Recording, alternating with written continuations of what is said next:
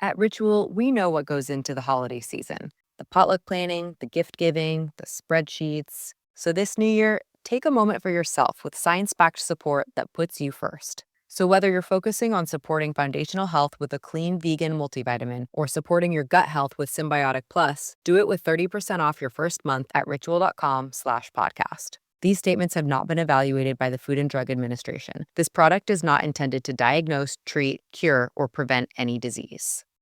At Ritual, we know what goes into a magical holiday season: the potluck planning, the gift giving, the spreadsheets. This new year, take a moment for yourself with simple, daily rituals that help you put your foundational health at the top of your to do list. Rituals Essential for Women 18 Plus Multivitamin is a clinically backed multivitamin featuring 9 high quality key essential ingredients to help you fill key nutrient gaps in your diet. Or maybe you're stressing your daily protein intake, or you want to double down on support for your gut microbiome. From plant-based essential protein to 3-in-1 pre, pro, and postbiotic strains with Symbiotic Plus, Ritual helps you focus on supporting your body after a long season of juggling everybody else. And for a limited time, do it with 30% off a 3-month supply at ritual.com/podcast. These statements have not been evaluated by the Food and Drug Administration. This product is not intended to diagnose, treat, cure, or prevent any disease. At Ritual, we know what goes into the holiday season: the potluck planning, the gift giving, the spreadsheets. So this new year, take a moment for yourself with science backed support that puts you first. So, whether you're focusing on supporting foundational health with a clean vegan multivitamin or supporting your gut health with Symbiotic Plus, do it with 30% off your first month at ritual.com/podcast. These statements have not been evaluated by the Food and Drug Administration. This product is not intended to diagnose, treat, cure, or prevent any disease. It's the Opperman Report.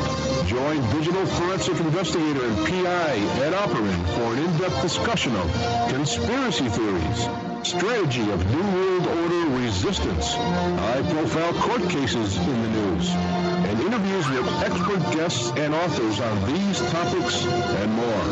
It's the Opperman Report. And now, here is investigator Ed Opperman. Okay, welcome to the Opperman Report. I'm your host, private investigator Ed Opperman, and this show is brought to you by emailrevealer.com. You go to emailrevealer.com,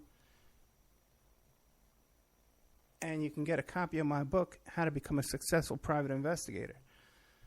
You can also use emailrevealer.com to catch your spouse cheating online. You give us their email address, and we trace it back to online dating websites. We catch them cheating online for you. Also, too, a lot of people, we do those locates, too, and a lot of people this time of year, they want to locate long-lost relatives and old girlfriends and old boyfriends and stuff like that, you know, for the holidays, for Christmas, right? So make sure you get a hold of us. You give us plenty of time to find them before December 25th, before New Year's. You want to get those Christmas cards out and stuff like that. Emailrevealer.com.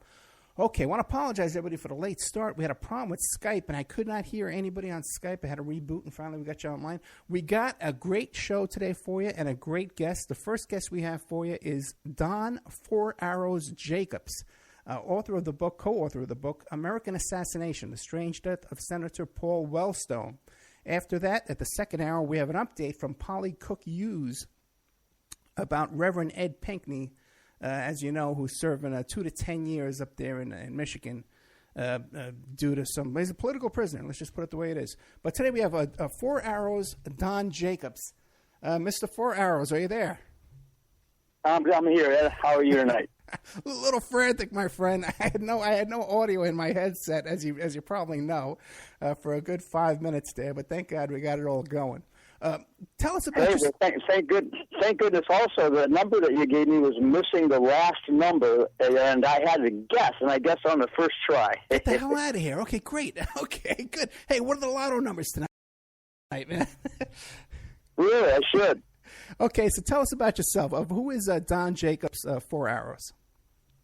Well, I'm an Irish man with some Cherokee blood in me from Mom, and after the Marine Corps, 1969, I sort of took off on an adventure tour to get the chip off my shoulder about all the lies that had been told to me. And ultimately wound up getting a doctorate while working my way through school as a firefighter, and specializing in indigenous worldview. I started out as Dean of Education at Oglala Lakota College on the Pine Ridge Reservation, where I became a sun dancer and a pipe carrier. And so now I'm working for Fielding Graduate University, and I have students in the field of curriculum and instruction and educational leadership. And where do you live now? That's at Fielding. I live in Mexico. I've got students all over the world, but Fielding Graduate University is headquartered in Santa Barbara. How did you wind up in Mexico? Well, it was really related to the book, my 10th of about 20 that you mentioned. I was sitting as a professor with tenure at Northern Arizona University, and I had only had an opportunity to work with Paul Wellstone by phone in terms of some indigenous rights issue. He was a great champion of the Dakota people in Minnesota. And I was sitting at the computer, and I saw a little ribbon that Yahoo put across the bottom saying Senator Paul Wellstone dies, wife and daughter, staff in a plane crash. And it was just an intuitive thing. It was just a completely gut-wrenching, intuitive thing. I looked at it, and I looked up where the Ellsworth airport was, and I made a phone call to the fire department and asked the young man on the phone. I told him who I was, and I wrote a book on physical fitness in the fire service back in 1976. And he said, "Oh, you're the guy," that kind of stuff. But anyway, make a long story short, he told me things like, for example, he was ordered not to put the fire out until the fuselage had burnt, that the smoke was blue, not black, that the jet fuel tanks were on the wings and had been knocked off. And anyway, so I called Dr. Jim Fetzer, who was also a Marine officer and a guy who had a professor at University of Minnesota, who had written a book on the Kennedy assassination and the theories around it. And I asked him, I said, "Do you think what I think?" And he said, "Yeah, 61% of all Minnesotans do, according to a Star Tribune article that came out today, that this is a foul play." So we wrote a book, the book called American Assassination, The Strange Death of Senator Paul Wellstone, and the pushback at my university in conservative Arizona was such that my wife and I quit tenure and moved into Mexico, and we've been here ever since. Now, but when you moved to Mexico, were there any threats against your life or harassment and stuff like that caused you to leave? Well, I'd rather not talk about it, Okay. but it was, not many people quit tenure in the world of the academy, right? It's a lifelong job, and I did, and we came into Mexico. Of course, then I got into Bahia de Quino, and I wrote another book called The Shrimp Habit, how it's destroying our world and what you can do about it to stop a shrimp farm. When Gary Nabham, a ethnobotanist from the University of Arizona, asked me to help him. And I remember I kind of stupidly said, "Well, what's wrong with shrimp? I love shrimp." And he said, "Do the research. I'll be down in a week." So I did, and I wrote this little political pamphlet to show how horrible this is on the environment, on the oceans, 95% bycatch, etc. And then I got the chief of the Seri Indian. His son was a good friend of mine who lived in Sonora. Said, "You and your wife got to leave town." So he said the Mexican mafia has a contract on you because the owner of the shrimp farm, the main owner, is the governor of Sonora. So we hightailed it, and now we're in a much more remote place. So everywhere you go, you're not making friends. Let's put it that way, right?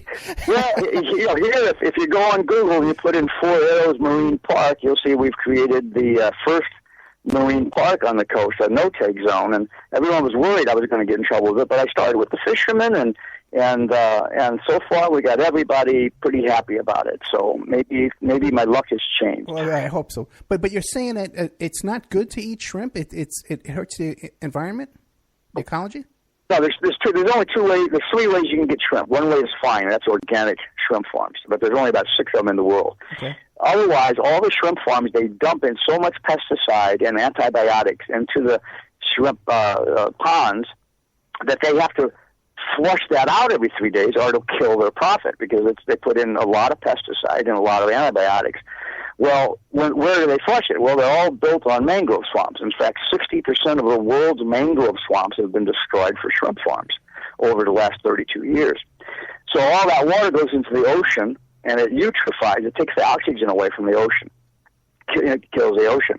Yes, now the shrimp boats, they don't have any antibiotics, nothing like that. So, they're safer to eat, and they don't pollute the ocean when people pick up shrimp. But the shrimp boats have the highest bycatch of any fishing industry. So that means that when they put those big nets down and they scrape the bottom, killing the flora and fauna, 95, that's 9 and a 5% of what they pick up is red snapper, juvenile red snapper, and swordfish and turtles, and except in some rare cases in small fish, fishing shrimp fleets, those are just thrown over the board dead. So it's a tremendous destruction of fisheries in the ocean, and either way you do it, actually. So, and not a lot of people know about that. No, I had no idea. Now, your recommendation would be then that everyone should pretty much stop eating shrimp in order to cut down on the demand?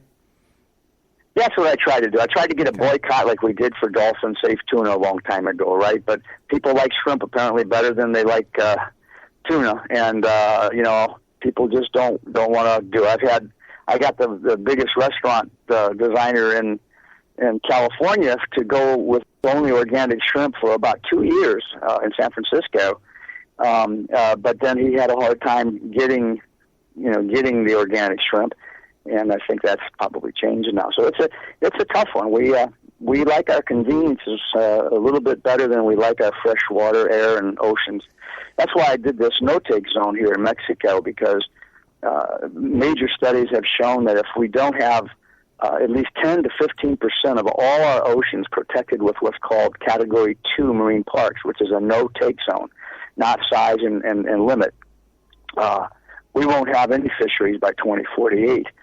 So there's a big push for creating small no-take zone networks of them, but most of the countries don't like them, and there's a lot of controversy because, traditional Mexican fishermen here, for example, I went to them first, and it took me 5 years to convince them that a bigger fish will lay a lot more eggs than a smaller one, and all you got around here is small ones because you keep taking them, right? So we're hopefully going to be successful with that, but right now, 0.5% of our oceans are protected with no-take zone.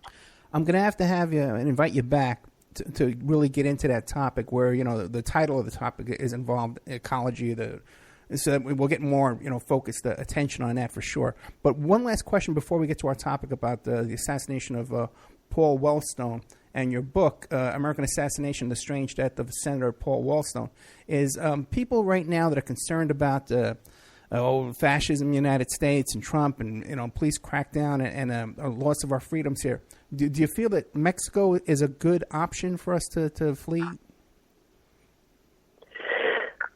Well, it's an interesting question. I think the answer simply is yes.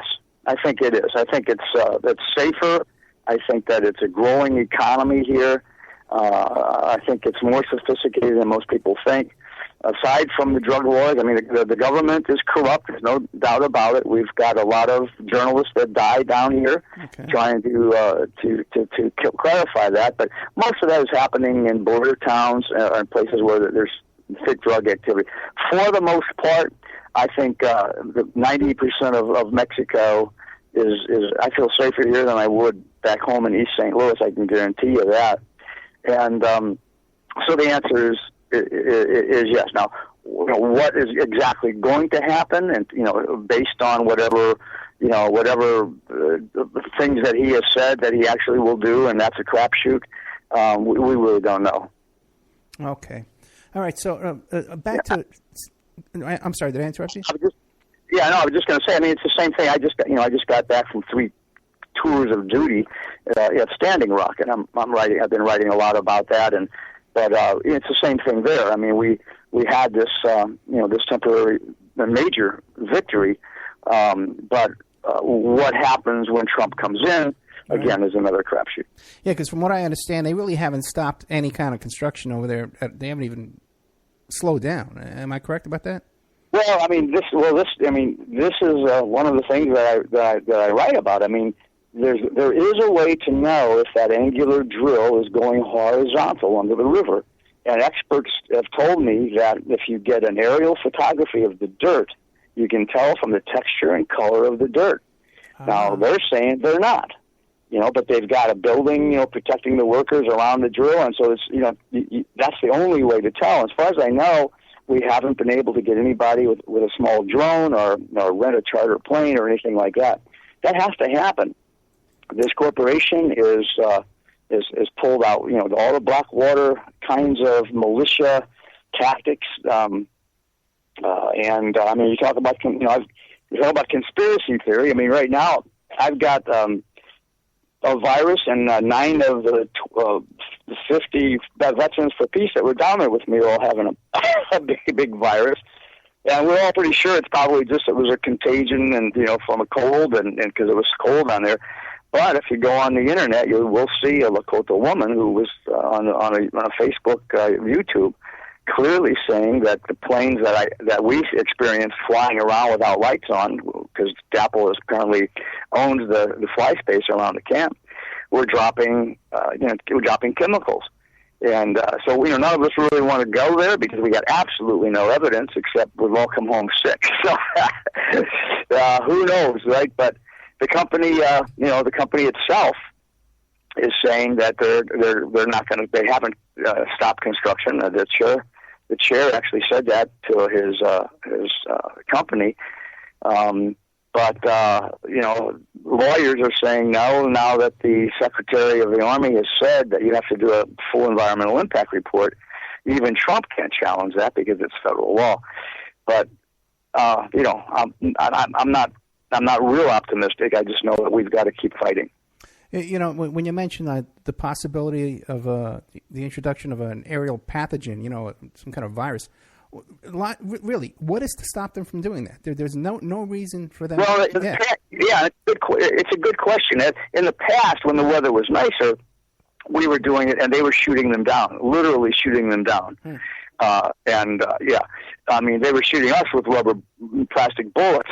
But they were, blowing apart in the efforts to do that. And we didn't have a lot of people with a lot of money to buy drones, and so it just kind of faded out. I tried to charter a plane, and that's a whole long story. But yeah, now I don't know. I don't know if weather would preclude it or whatever. But I trust this expert who told me that we could tell that. Okay. Because I think that would be vital to find out. Because even the Army Corps of Engineers, who have not been our friend until this decision from the Secretary of the Army and from the Pentagon, even they are saying that they will make sure that DAPL does it. But like I say, you can listen to the report of the operations officer for the Dakota Access Pipeline, and he clearly, in that released tape, he clearly says that they haven't stopped working. So, we just don't know. It's still heavily guarded, in spite of, the police are still not supporting the law. They're still supporting the corporation. And it's outrageous. Now, for the young people who listen to this show, why don't you just tell us first, who was Senator Paul Wellstone?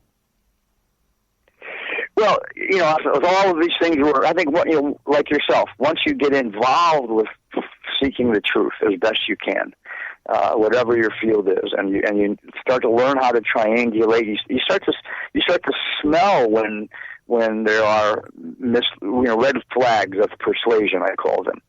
And so all these things we've been talking about really, all connect back to Paul, because before that, I taught critical thinking in college as an educator, but I really wasn't looking at the kinds of phenomenon that we look at when we look at conspiracy. And of course, I have a doctoral student, Ed Rankin, right now, who's just finishing his dissertation on the hegemonic roots of conspiracy theory meme. And he's, of course, like maybe a lot of your viewers, your listeners know, the phrase conspiracy theory was actually made a pejorative mean in 1964 by the CIA to curtail the challenges to the official story about JFK's death. And so it's a very willful and very powerful tool to keep people from looking at things. So I say all that because the things that we've talked about this first 10 minutes or so, all have stemmed from my realizing that we're being lied to. And our book on the hidden history of 9/11 came after Paul Wellstone, and I was invited, by the professors who wrote that Elsevier text only because they had read my book on Paul Wellstone, and that was again it was a fluke. Of course, I learned a lot about Paul after that, but before that, all that I knew was he was one of the few stand-up guys with integrity, who cared for the people, and who worked for the people in spite of the risk. And when he was the only senator who had the courage to stand on the Senate floor and talk against the Iraq War resolution, he was the only senator running for office at the time, and he described everything that has happened and is happening that relates to our invasion of Iraq. And after he had said that, we have evidence that Dick Cheney was at a Veterans for Foreign Wars gathering, and in the course of the meeting said something to the effect of, that Wellstone character, that's the end of his career, and something to that effect. But in Minnesota, and so he was very unpopular, nationwide, because everyone was kind of hypnotized into the pro-war movement at that time, with Colin Powell's lies, etc. But in Minnesota, people who knew Paul Wellstone started to wake up, and within a couple of days of his death, he was being groomed for running for president. He was being groomed because his points went skyrocketed, because he was like the only guy that seemed to be speaking sanity. So, and that was why the Minnesota Star-Tribune, the day of or the day after his death, I don't recall which day it was on, but that's when they had a poll where they said, "What do you think happened to Paul Wellstone?" And one of the responses was a GOP conspiracy. I mean, that was one of the responses that they actually put in. And so, like I said, 61% of the people who signed in on that poll actually checked that box, which I think is pretty remarkable. Yeah, that's terrifying. Now, before the plane crash, were there any attempts on his life in other matters, or attempts to pay him off, or to try and get him under control?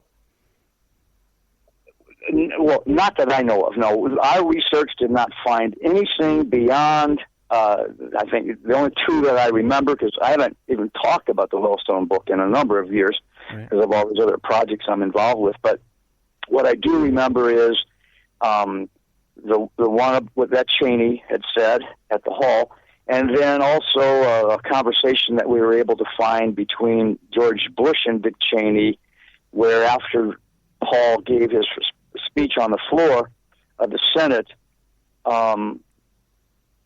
Bush said something. He said the words, "Who is this chicken shit?" And Cheney rolled his eyeballs or something like that. But apparently that was overheard and leaked. So in terms of any information that I have about anything that happened before, really don't have anything. I had hoped when a few years back Dick Cheney's assassination policies for U.S. citizens came to light in the New York Times and the Washington Post, and that we had evidence that people that were Muslim or Afghanistan, but who were American citizens, had actually been targeted with drones and all that kind of stuff. I thought for sure, well, here, okay, now we know that Dick Cheney actually has been like a private government organization almost, leading people to assassinate secretly United States citizens who he felt were terrorists or, were collaborating with terrorists. And when that came out, I don't know, what was that, 5-6 years ago or whatever? I can't remember when, don't quote me, but when it came out, I tried my best to get people to connect the dots, that if he's willing to do that and kill people who he thinks stand against the interests of him and Halliburton, etc., why would we not want to go look and see his motivations for getting rid of the only United States senator who was a threat to the invasion of Iraq? I mean, but nobody did, and nobody wanted to go there.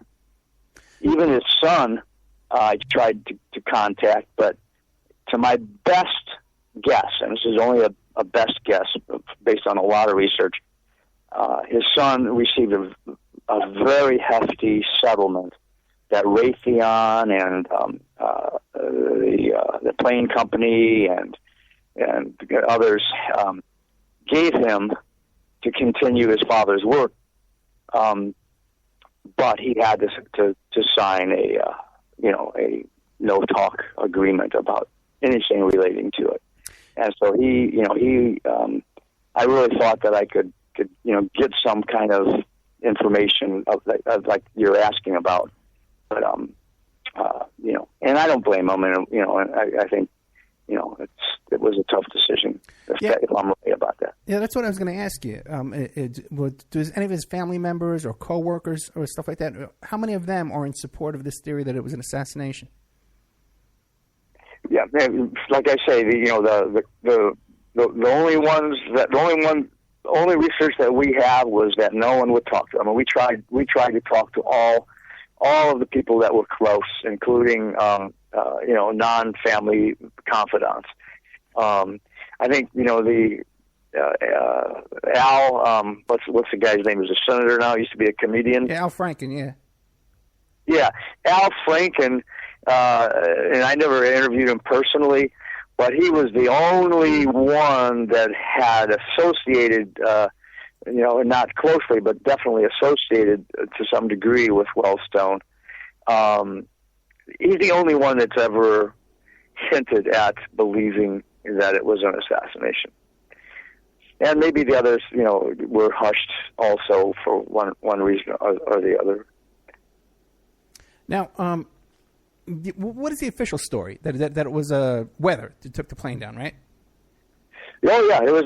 Yeah, I mean, and I blew that. I mean, in the Marine Corps. There was a pilot, and I mean, the King Air that they were in can be flown with only one pilot, and they had two pilots. And the visibility, which I found out that day in the fire in the NAU, was 3 miles visibility. It was raining. Excuse me. I got the standing rock, this cough coming up.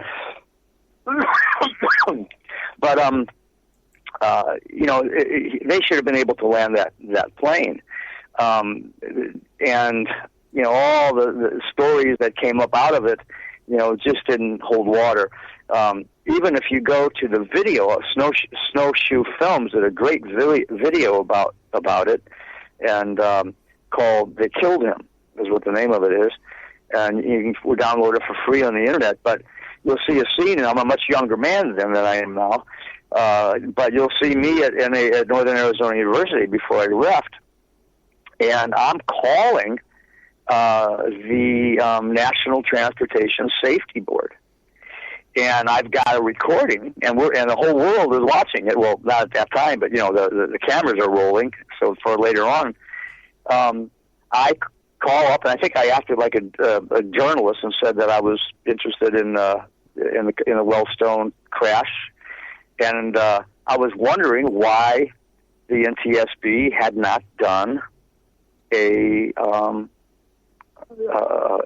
hearing, which is commonly done. And the guy kind of stuttered like that. And he said, just a minute.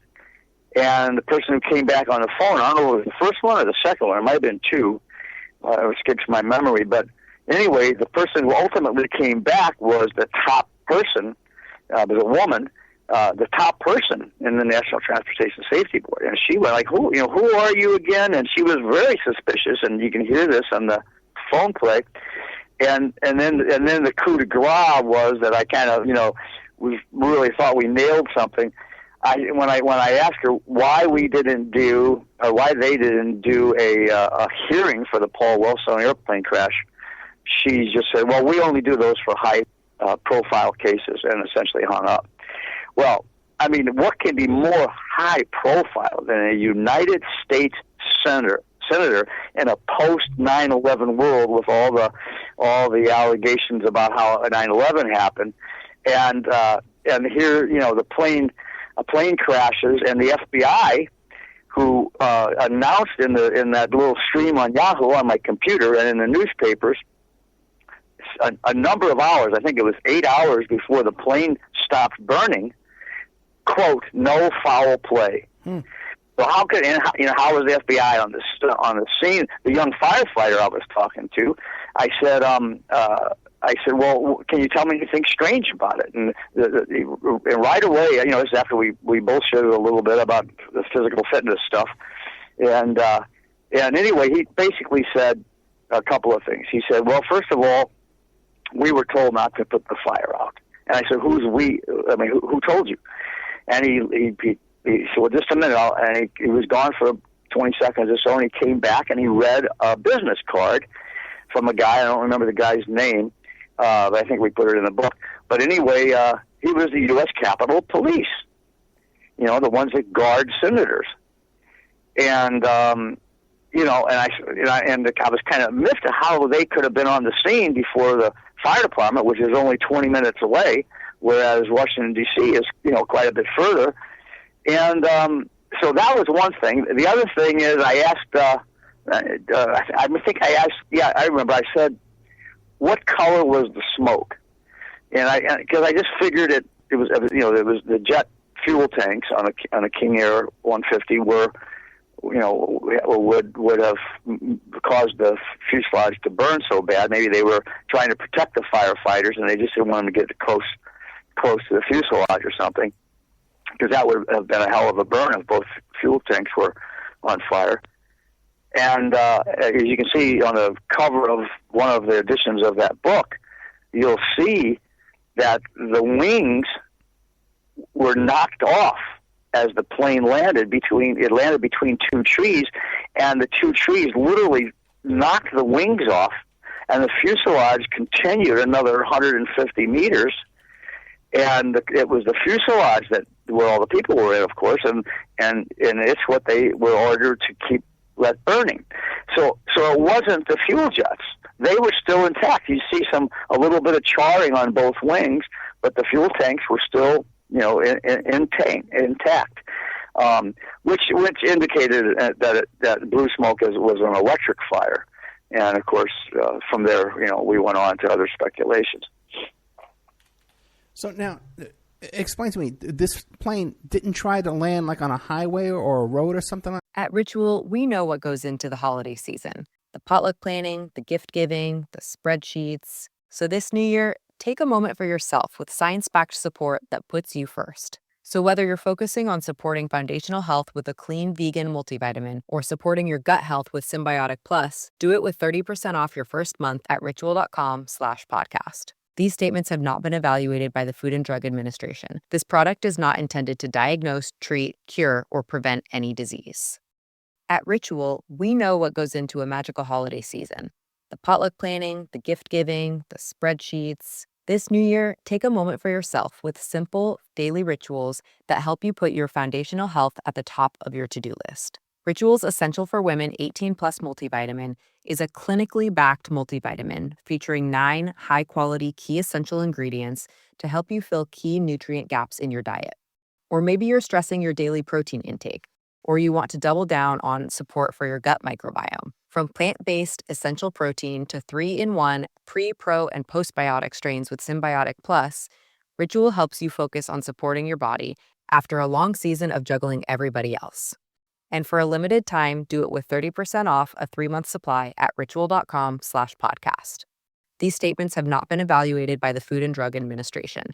This product is not intended to diagnose, treat, cure, or prevent any disease.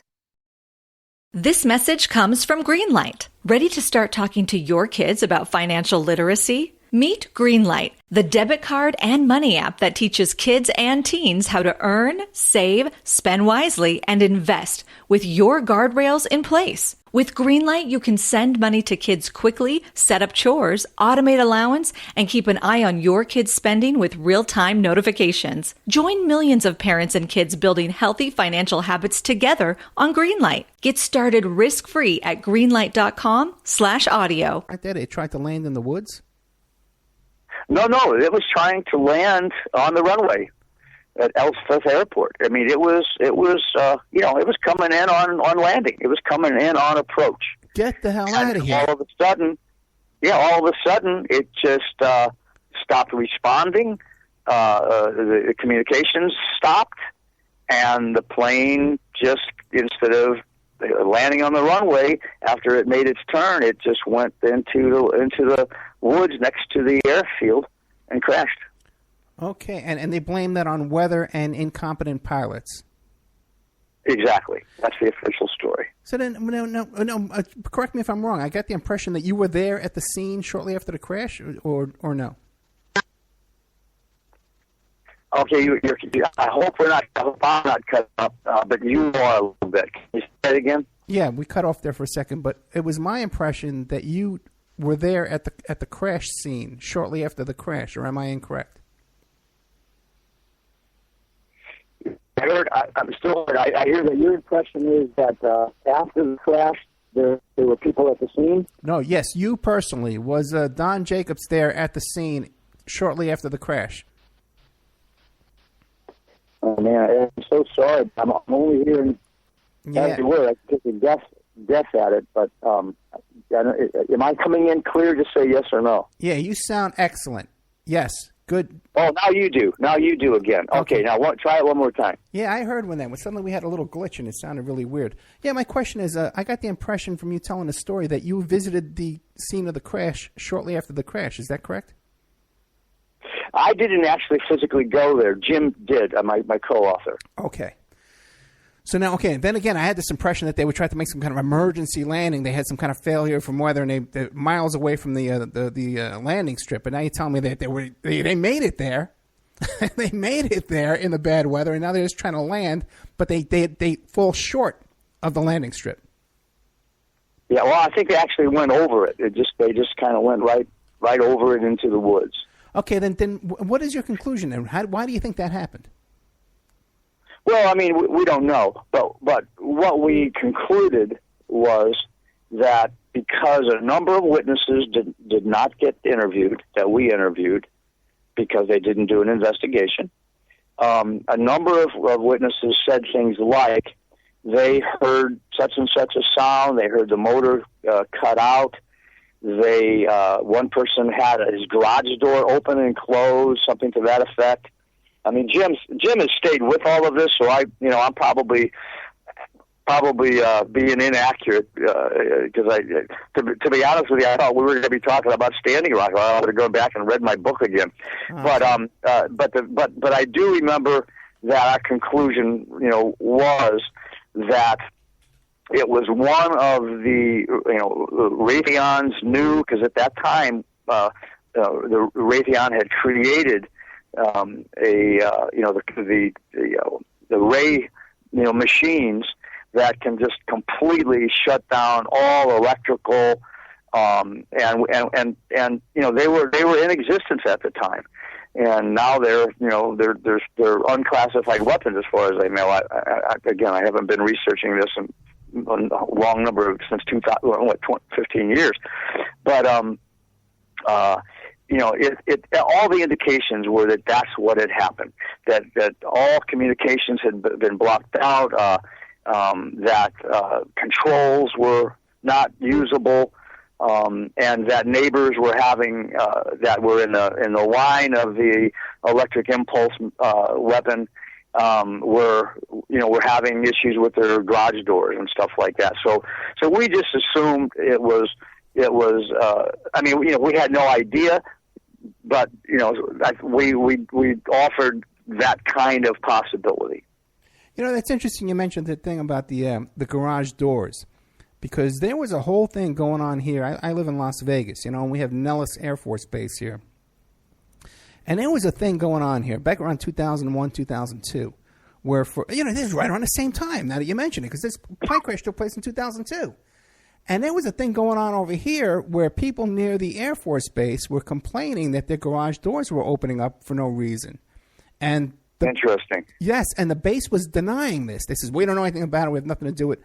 But then just as quickly as all that would be to do some triangulated research on that would be certainly a very interesting thing to do. But then you'd have to go and find the guys that we interviewed and see if they're still alive and willing to talk and all that. But that's amazing. That's an amazing thing. And I just know, going back to Standing Rock, they used that high,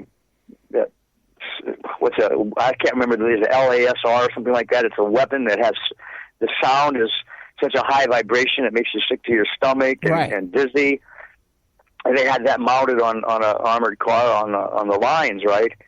And but these kinds of weapons that were available at that time, there's a number of them that probably could have done it. But we just looked at at it being the electrical thing because for a lot of reasons, including the blue smoke for the fuselage, and why they were told to let the fuselage burn so there would be no remains left is also a mystery.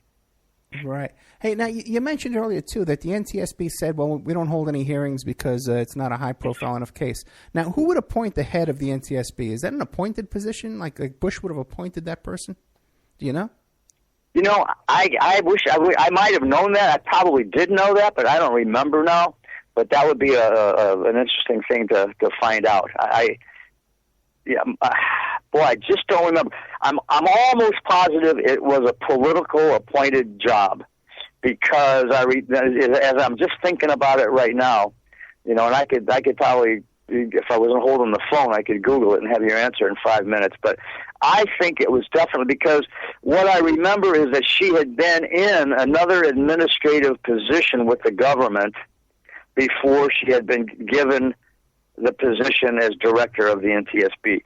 So I'm gonna, your listeners out there won't hold me accountable for it, but I'm gonna say that I think that it was a political appointment. But again, I think so too, because I remember when I had a St. John Hunt, the son of E. Howard Hunt, and he was talking about the murder of his mother, Dorothy Hunt, which was also a plane crash. He was discussing about how the head of either was the FAA or the NTSB was just recently appointed, was replaced by Nixon, right at the day of the crash. Yeah. So it's I am so sorry, my friend, but I got none of that. You're in that glitch again. Maybe they don't want us to talk. There's a conspiracy for you. Yeah. Now, let me ask you a question too. Now, in the description of the book, it talks about radar images. Okay, you got that part? Radar images. Yeah, radar images. How'd you guys get a hold of those radar images? I think that I don't remember how we managed to get those. I remember when we wrote the 9/11 book, we were able to have people in NORAD give us some information that led us to things and that. We used to, we did a lot of research. I mean, we were both professors at the time, and so I really don't recall. Okay. Well, then let me ask you this then. What else can you leave us with on this Paul Wellstone? Maybe we can have you back if you do some research. But what else can you leave us with, like an overall summary of the Wellstone? I think that what may have happened, that we believe did happen, but we cannot prove it, that relates to the Paul Wellstone assassination. I think that, and I'm saying this, and it's impossible not to be political in the world today. Yeah. I was not a fan of Hillary Clinton, but I believe that the potential for the militarization of the new administration, 4 generals who are unqualified and dangerous, the attitudes and dispositions of the others that are already talking about a hit list for environmentalists. I think that if the Paul Wellstone assassination really happened, it happened at a time where we had massive deception in the Bush administration and a lot of militarization that was starting to happen. I think that's going to look like small potatoes compared to what is ahead and what is in store for us if we do not have people like yourselves and your listening audience who can start to say, well, okay, well, let's pay attention to what's true. You know, maybe he'll accidentally do some good things, and okay, then maybe we can say that it's a good thing. Maybe something will happen that makes sense. But be on the lookout. Don't have preconceptions, because the deceptions. I'm facing them here in Mexico, right? Where they, as safe as it is, they still shoot more journalists than any other place. Truth is the enemy to the authoritarian people that have come into power in the Philippines, in Honduras, in North Korea. I mean, on and on. It is not just Trump that's happening. People are afraid, and when people are afraid because of economic risks and discomforts and continual wars, they tend to gravitate toward hierarchy in the dominant culture. And my work as an indigenous author is, all the books that I've written, like 9 of them since the Paul Wellstone book, have been about how for 99% of human history, we were all guided by a worldview that is very different than the one that emerged about 7,000 years ago. We were part of nature. We respected nature. We had a great diversity of cultures, but we had some things in common. So my last book that just came out, was called Point of Departure, Returning to Our More Authentic Worldview. And I try to talk about, we've got to do that. The reason Standing Rock is such a phenomenon is because all the veterans who fought those wars for George Bush, we had 4,000 of them that came under Wesley Clark Jr. And the Vets for Peace that I was a part of, we had 50 of those. And we're all there because we know that we participated ultimately in the kinds of government that killed Paul Wellstone. And we've got to wake up. That's what we got to do. That's what I offer here as a closing thought. Well, no, real quick though, did you say that Wesley Clark Jr. was there at Standing Rock? Wesley Clark Jr. registered 2,000 veterans to come to help relieve all of the Lakota people and the other volunteers and their allies from all of the abuse that we had been getting by getting tear gassed and getting one young girl got her arm half blown off. I saw that. Yeah. By the cop counting to 5 before we released the can. And threw it directly at her. They came. And in addition to the 2,000 that had registered, an additional 2,000 veterans came. And we had about 50 Veterans for Peace. So there's an estimated 4,500 veterans that showed on the weekend of December 7th, and they were under Wesley Clark, the senior, under he was Wesley Clark Jr., who was a colonel in peacetime Army. He was the leader, along with a Marine Corps officer named Michael Wood. They're the ones that brought it down. They raised, $1 million on Kickstarter or on a share fund, one of the things on the web, to pay for expenses and stuff like that. And on the day on Sunday, this December, I think 7th, everybody was kind of anxious to get out and have some action. They weren't trained in peaceful engagement like the Lakota were doing, like we were doing. So we were down there as a vet for peace, training them in peaceful engagement. And they were anxious to get out and do an action, just as a blizzard was coming. But instead, we said, no, we just want you to pray. Just want you to pray. And so they did. And they learned about the indigenous worldview and the meaning of being connected to nature, and that water is life, and that the river was not just a resource, but it was a relative. And then all of a sudden, we got the word, an unprecedented victory for Indian country, that the Army was going to require a full environmental impact. And if they do that, there's no way that this dirty company will be able to continue with their project. So now, are the veterans still there, or have they left? No, they left. The tribal chairs wanted everyone to leave because it's a dangerous, brutally cold winter on a place where the winds make it 40 below zero, and we're worried about everybody's health.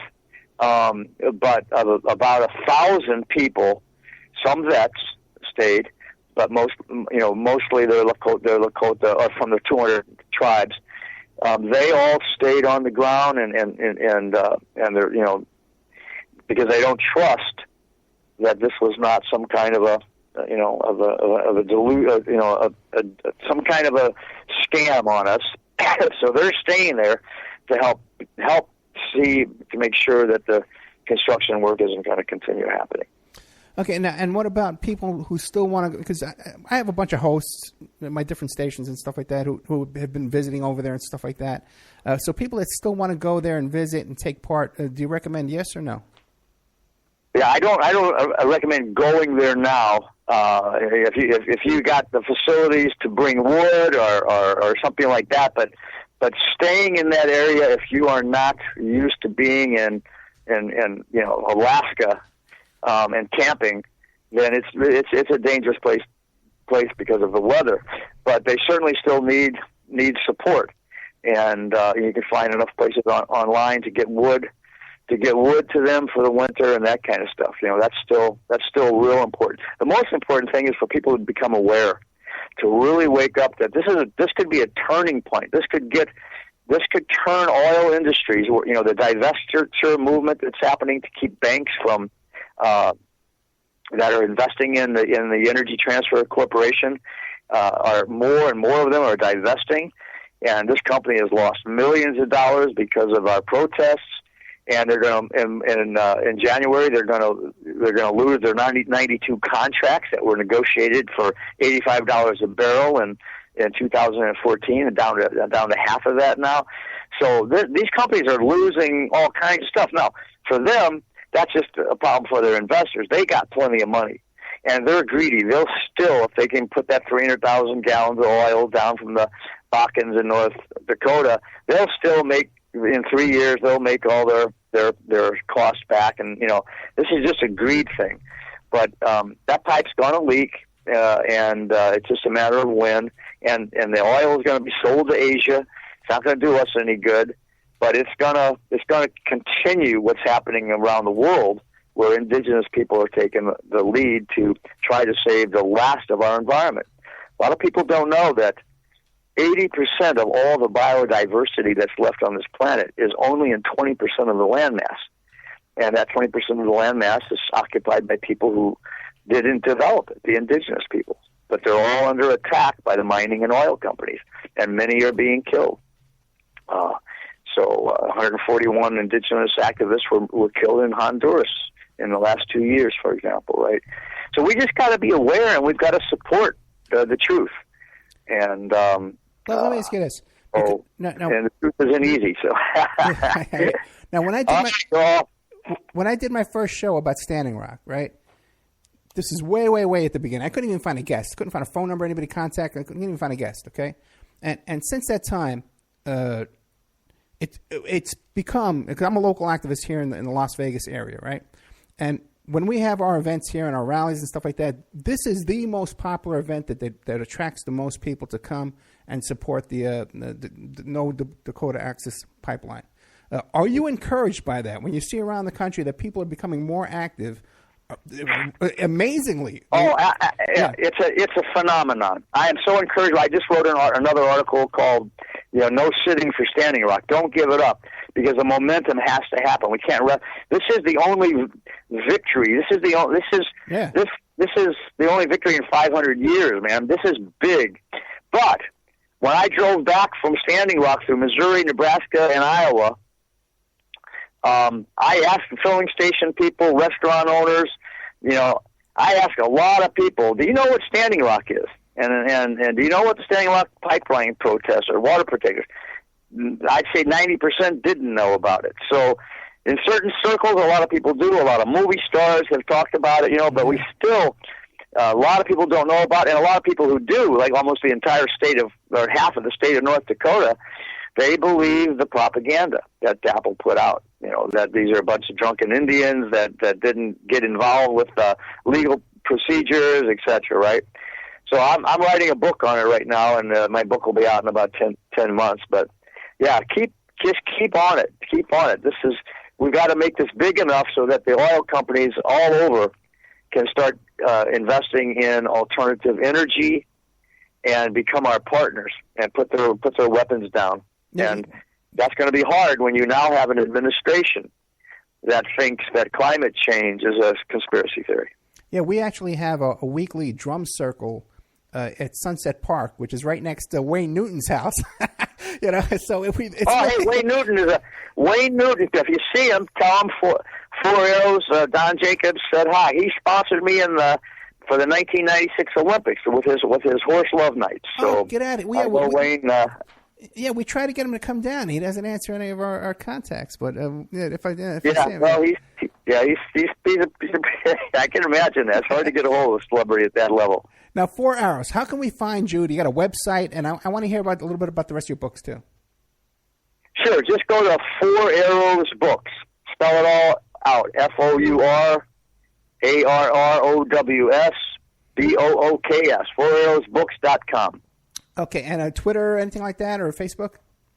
No, I try to. I'm on the computer with my students way more than I want to be. So I live here in Mexico and try to get out on the ocean and do some stand-up paddleboarding as much as I can. But I guess I don't know what I might probably get a social media tweet on this next book, because it's not an academic book. It's more of a mainstream book. But for now, I'm just trying to get people to wake up so that my grandchildren and your grandchildren and their grandchildren will have clean air and clean water. Wait, and how old are you? Give me an idea. How old are you? I'm 70. 70. Oh, and you're still paddling out there. How far are you from the beach? 100 meters. Oh my God. Hey, God bless you, man. Yeah. What a life. It's beautiful. Yeah, what a life. What a life. Okay, I tell you, I'm a little bit jealous, okay? American Assassination, The Strange Death of Senator Paul Wellstone. And the website, again, is 4 Arrows Books, it's called? Yep, 4arrowsbooks.com. 4arrowsbooks.com. Thank you so much, brother. All right, my friend. Good night. Okay, coming up after the break, we're going to have Cooke Hughes, and we're going to be talking about the case of Reverend Ed Pinkney, who was a political prisoner. Here we go. Coming up right now. After our break, we'll have Cooke Hughes with the political prisoner update, Reverend Ed Pinkney. Thank you. Thank you, 4 Hours.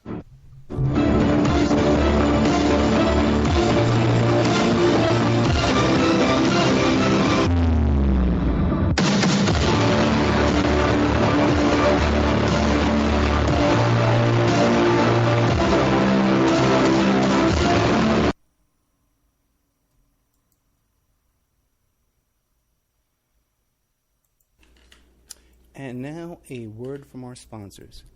Did you know that 30% of all people on online dating websites and personal ads are either married or in a monogamous relationship? 30%. If you suspect that your husband, your wife, your boyfriend, your girlfriend may be cheating online, go to emailrevealer.com, and our online infidelity investigation. You give us their email address, and we can trace it back to online personal ads, dating sites, and social networks. We can even expand the investigation and find them cheating on escort service sites or even porn sites if they're registered to porn sites and swinger sites. So check out emailrevealer.com if you suspect your spouse is cheating, and check out our online infidelity investigation. William Ramsey is a producer here at the Opperman Report, and he's just come out with a new book, Children of the Beast, Aleister Crowley's Shadow Over Humanity. Now, he just sent me a copy of this book. Oh boy, it's about 2 inches thick, and there's a chapter on just about everybody in this book that you can imagine. The Beatles and DNA Evolved Sample.com. Everybody's in here. It's incredible. And I definitely recommend this book. There's a bunch of pictures in here, too, of all these people in different chapters and information. Anton LaVey and people I've never heard of, too. There's a whole bunch in here. JFC Fuller. I don't know who he is. But it's great stuff by our producer here, William Ramsey. So check out Children of the Beast, Aleister Crowley's Shadow Over Humanity. You can find it on Amazon.com, or you can find it in the Opperman Report .com bookstore. We have an urgent bulletin. It seems that the group Agent that cleans the liver and organs. is still on the loose. It has been confirmed that strawmen are Canadian, okay, and that authorities are asking people to stay indoors, lock your doors and windows until this group can be dealt with. You could find more information about this group of Canadians, at strawmanmusic.com.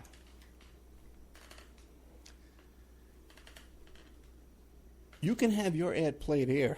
Okay, we're looking for sponsors.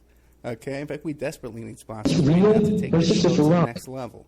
So you can have your your ad played here, read live, like I'm doing now, so artfully. Or we can even work up a little jingle for you with some music and stuff like that and play it here. You have no idea how inexpensive it would be to have your ad played on the Opperman Report on 7 stations.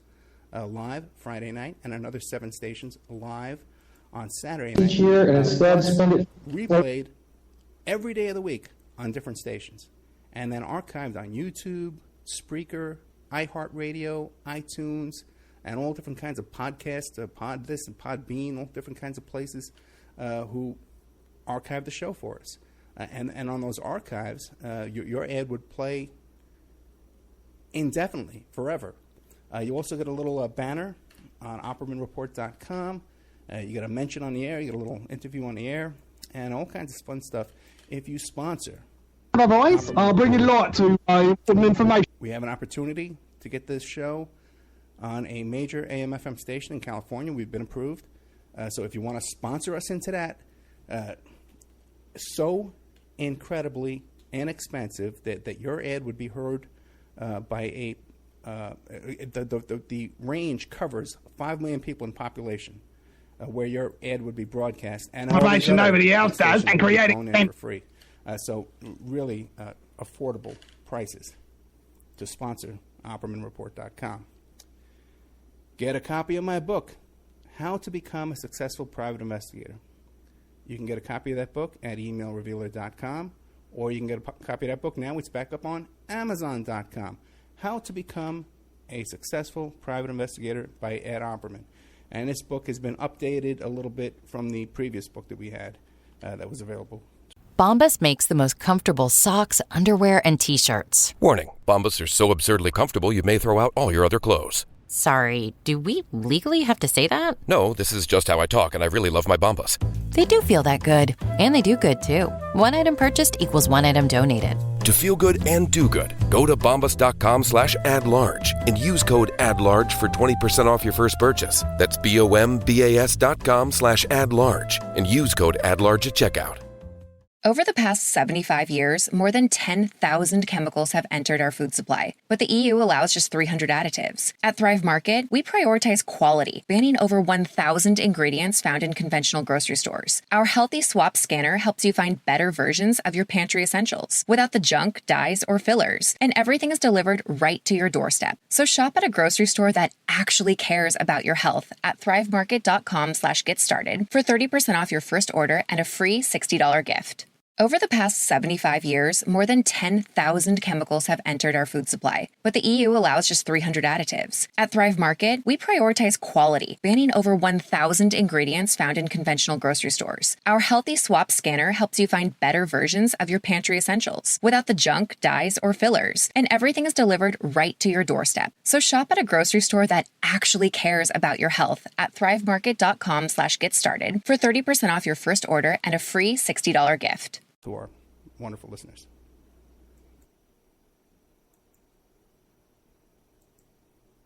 Discussion of conspiracy theories, strategy of New World Order resistance, high-profile court cases in the news, and interviews with expert guests and authors on these topics and more. It's the Opperman Report. And now, here is investigator Ed Opperman. Okay, welcome back to the Opperman Report. I'm your host, Private Investigator Ed Opperman. This portion of the show is brought to you by SuboshTechnosis.com. If you need any kind of search engine optimization, website design, content writing, press releases, internet reputation repair, data entry, any kind of stuff you would outsource to India, use our guys over there, SuboshTechnosis.com. You can find them on Facebook at Subosh Technosis LLC. They can even do your customer service for you. But the thing is, if you're going to contact Subosh, make sure you mention Ed Opperman. I've known Subosh for 10 years. So you got to mention me to get a good deal. Well, you get a good deal anyway. But they're very hardworking people. They got like 250 people there behind computer screens tapping away at their keyboard. Whenever I have to chat with them, he's like pulling in people constantly. Okay, we have with us Cooke Hughes, who's going to be giving us an update on our good friend, Dr. Reverend Ed Pinkney. You can find his website. It's bhbanco.org, bhbanco.org. And our good friend Reverend is sitting there in a lousy, stinking prison on some of the most ridiculous charges you've ever heard in your life. So, Polly, are you there? I am, Ed. Hello. How are you today? Well, kind of hectic, to tell you the truth. We had a real audio problem with our first guest. Almost couldn't get the show going, but thank God we got you here, and I could hear you great. So tell us a little bit about yourself. Who is Cooke Hughes? Oh, my goodness. Well, I'm just a baby boomer in Wisconsin who has found out about Reverend Edward Pinkney and done some activism in the past couple 3 years, more than I did when I was younger. And I'm a former teacher. I've had other positions too. I've worked in nonprofits, and I don't know. I just recently quit my job and retired, so maybe I can spend even more time on activism now. I don't know. Yeah, I saw you moving out to a house that's by a lake, right? It's like right on lake property? Well, yes. Actually, my personal life has changed a lot all of a sudden. I'm actually getting married January 1st, and we're going to live in that little cabin on the lake down in Illinois, where I grew up. I grew up in Illinois. Okay. And do a little traveling and enjoy some life a bit. And but I'm sure I'll find plenty of time to do some things that I'm passionate about, I should say. Yeah, well, God bless you. I think I'll be working until I drop the rate things are going. I'm older than you, so I deserve to retire. Well, I don't know about that. We're probably about the same age. Now, how did you first become involved with Reverend Pinkney? Well, I heard about him from other activists, some groups that I had been talking with, and someone who knew him personally. And he's just in Michigan, and I'm in Wisconsin, so I researched him, and along with a few other activists that I work closely with, and we discovered that his story is just, it's almost unbelievable. So I actually went to his sentencing, and I also was present at a hearing in a few months after the sentencing. And what I witnessed, Ed, was, I guess if I hadn't seen it from my own eyes, with my own eyes, I'm not sure I would have believed all of it, but I felt like I was back in time watching a Jim Crow trial. It was just, it was astonishing to see and to witness. And now I've learned so much more as I've worked with the activists, great activists. Michigan is full of activists who have been constantly struggling against some horrible things. I think Michigan is one of the most corrupt states, government-wise, at least, and corporation-wise in the country. We all probably know about Governor Snyder and Flint with the water crisis, and what's happened in Detroit, and privatization, the emergency manager law, things like that are just almost unbelievable what's going on. And so as I learned more and more, and I met Reverend Pinckney on the day of his sentencing, and since then I've met and worked closely with his wife, Dorothy. They're just wonderful people. They're down to earth, respectful, compassionate people that you can't believe this has hardly happened to. And in fact, when I saw Dorothy just the week before Thanksgiving, I visited Reverend Pinckney. I hadn't seen him for quite a while. He was up in Marquette, Michigan, but he finally got moved back down closer to his home. And I went over there with Dorothy to see him. And, they're just a committed, devoted couple. And she said to me afterwards, we were having a little dinner together, she said, I've been in prison too. As long as he's in prison, I'm in prison. And that's so true. She has to carry on everything at home, take care of the house and the bills, and carry on her life. And he makes demands on her even though he's in prison, because he's still an activist even from prison. And she waits for his phone calls. He calls her twice a day, so at least she gets to talk to him, and she can see him fairly often now that he's back closer to home. But it is true. Her life is really on hold, just like his is, only he's going through the horrible prison conditions, but she's in prison too. So it's a case that is well known. He's known worldwide. He gets letters and cards from people worldwide. There have been write-ups about him in Italy and France and Australia. Other countries know about his case. And Reverend Pinckney is, I always call him my 21st century Dr. King, because he is nonviolent. His message is very much like Dr. King. And he's very active. He's got videos out there. He had a radio show every week from his hometown, and he's spoken to the United Nations on several occasions. He has spoken to universities around the country, California, New York City, here in Madison. He went to the Democratic Convention, and so he's well known. He's active, and he's been fighting in Benton Harbor, Michigan, where he's lived for a few decades now. Whirlpool Corporation really owns the town, and for a while, for a long time, Whirlpool employed many people, probably the majority of the people in Benton Harbor, along with other factories that were there. But when NAFTA was signed, then, as we all know, jobs became outsourced across the country, and Whirlpool did exactly that, as well as the other factories.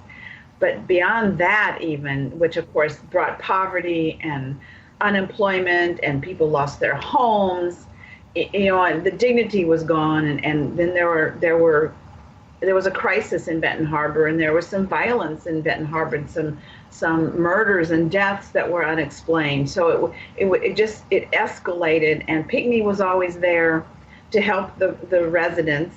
And Benton Harbor, by the way, is almost 95% African American.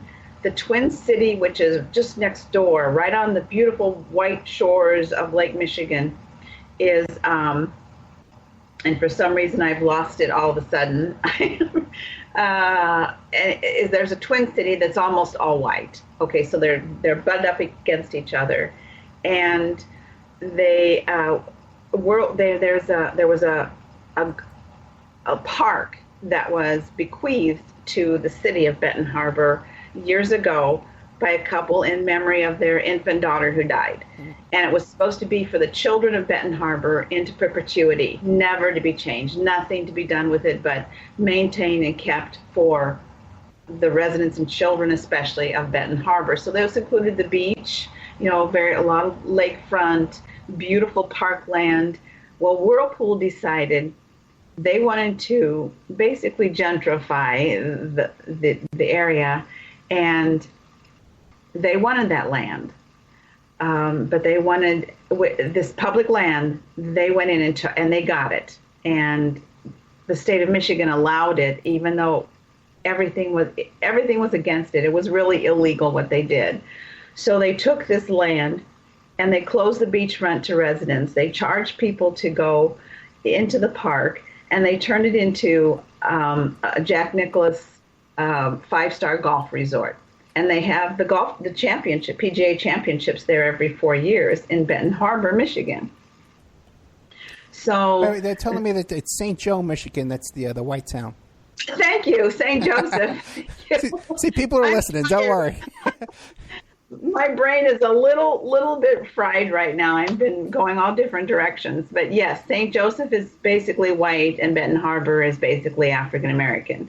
So this park is gone.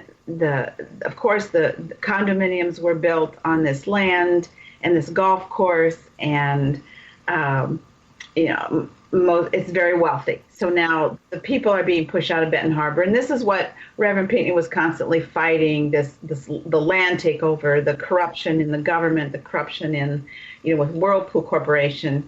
But then there's the emergency manager law that actually Democrat Governor Jennifer Granholm started, but the emergency manager law is basically a dictator that can go into Michigan cities and just take over and be a sole voice and sole decision maker over everything. And that's pretty much, that's how this thing happened where they decided to take the water from the river and all the lead in the water, and they want the poison in the whole city of Flint. That was the emergency manager that went in and that made that decision. Yeah, that's right. Stunt, yeah. That's right. Now let me ask you a question too. Now, are you the one that used to tell me the story about that Reverend Pinckney, when people had their water shut off, that he had a little tool to go over to their house and tell them about that?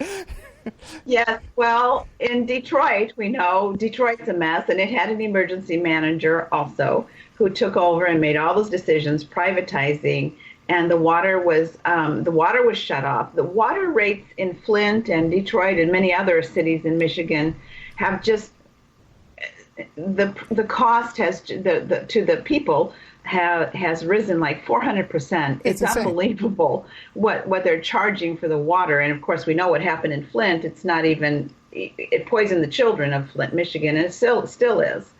So in Detroit, they were turning all the water off. Now, they wouldn't turn the water off of businesses who were behind in their payment of their bills, but individuals, they were turning the water off, the city of Detroit. So Reverend Pinckney, he was in some big marches and protests with other organizations that, of course, arranged it too. But he had a tool, and he went around the neighborhoods and turned the water back on. And it's just It's pretty amazing that the man, I mean, he just will do whatever he knows is right to do. Because you got to understand, this isn't a tool you can go to Home Depot and buy. This is something, it's a special water department tool. Because it's a special fitting. I've looked at it. I've tried to turn my water back on.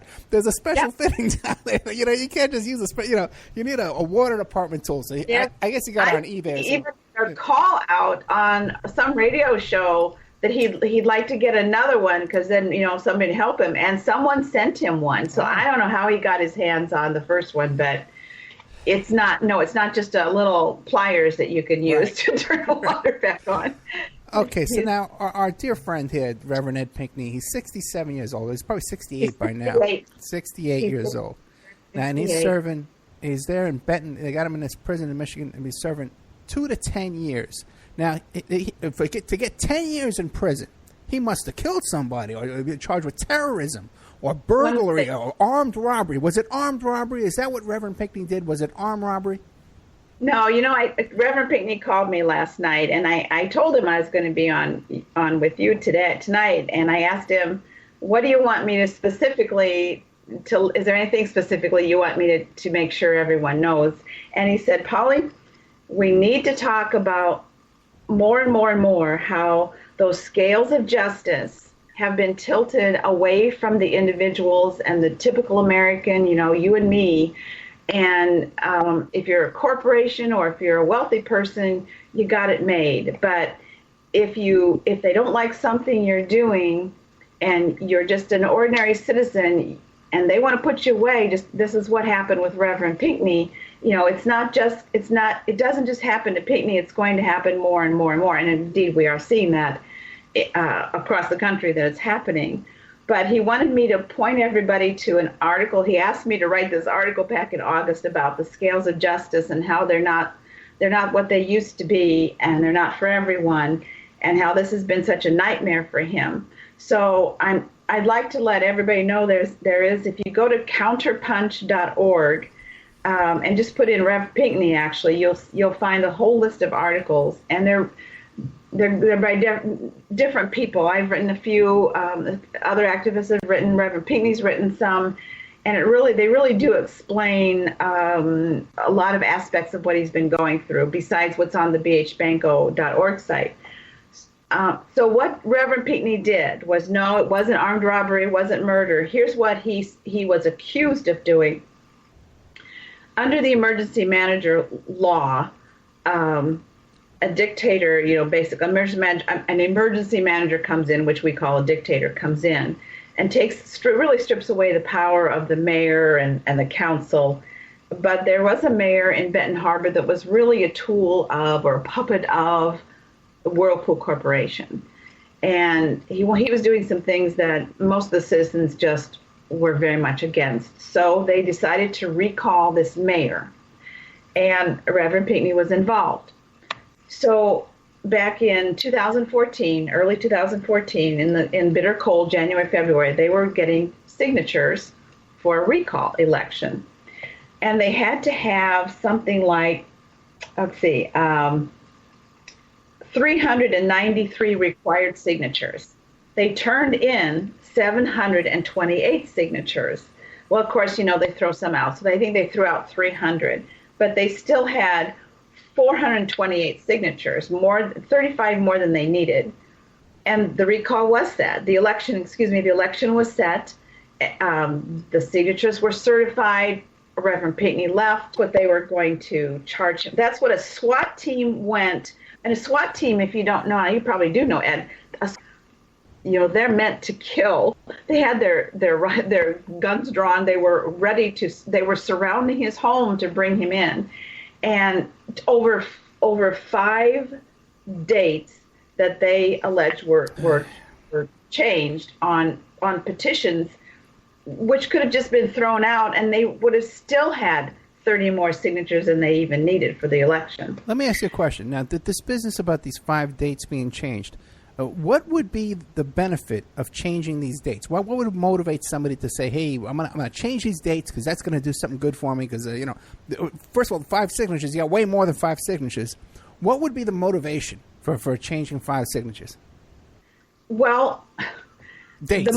what the prosecutor tried to say was that he changed those dates to make the signatures valid to fall within the 60-day rule.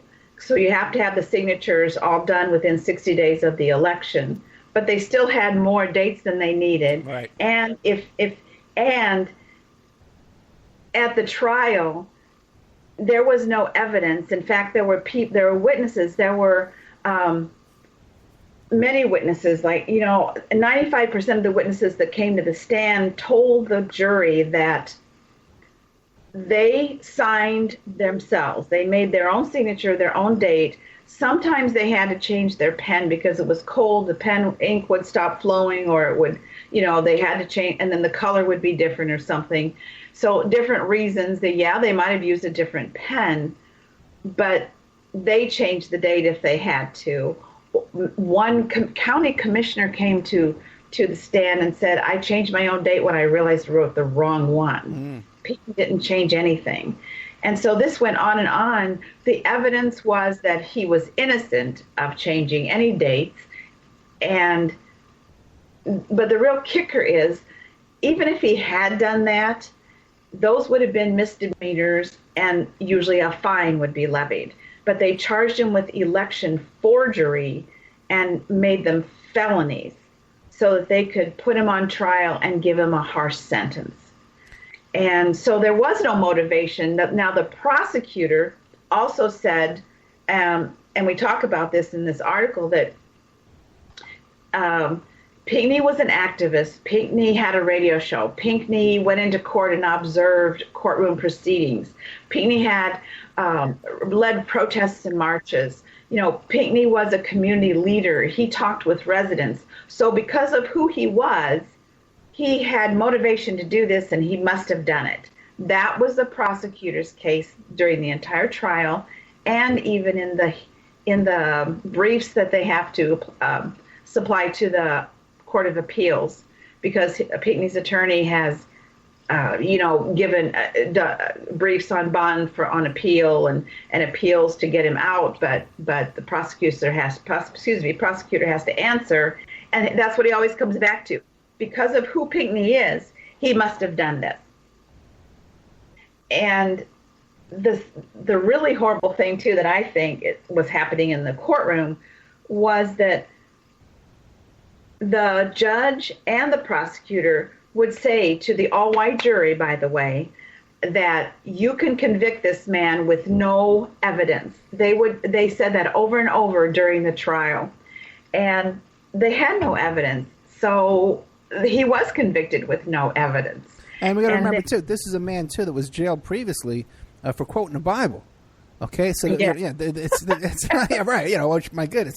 Well, tomorrow's Sunday, so we're going to round up a whole 100,000 preachers all across the country. Let me ask you a question. I want to get a couple of things in because of long-term questions that we've always had around here. One is with this recall. Now, once you get those signatures to get the recall going, then there's a recall election date. What's the percentage of people you need to show up to that recall vote in order to get the mayor recalled? Do you know? Oh boy, I don't know. I don't know that you have to have a set number. You just have an election as if you were, because we did the same thing with our Governor Walker a few years ago, and people just went and voted, and the majority, won. It was either he was recalled or he wasn't recalled. See, because I'm told here because we're trying to get this school board trustee recalled, and we're told that we would need 25% of the electorates who showed up at the last election to show up to get them out. And, each state has their own rules, so that might be in Nevada. Nevada. Okay, we got to look into that. Okay. Now, with the Reverend Pinckney's, so he's in there right now, 68 years old, looking at 10 years. And the charges are not murder. They're not a bank robbery. No. It's only that there are 4 dates on petitions that are in question that he didn't, we have no proof that he was holding the pen, but that there's 4 dates that he turned in. Yeah, 5 dates that were maybe 5. Changed. Well, the state police, a forensics expert came to the stand and said, Yeah, it appears that some were changed, but he had no way of determining who might have changed them or why. There was no evidence of anything against Pinckney. And like I said, those could have been thrown out. They still would have had enough signatures anyway. So the ACLU, by the way, of Michigan, the National Lawyers Guild, and several attorneys have been involved in trying to free Reverend Pinckney and get some appeals going and be accepted. But the Court of Appeals in Michigan have turned him down. Now it's with the Supreme Court in Michigan, and they're saying, no, it's not even enough to look at. There's not enough evidence for us to even take a look at this. So Michigan's not going to help him. June of next year, 2017, he will have been in 2.5 years. And he's planning on being released in June. I hope and pray that he is correct. I hope, because we know how dirty the system is.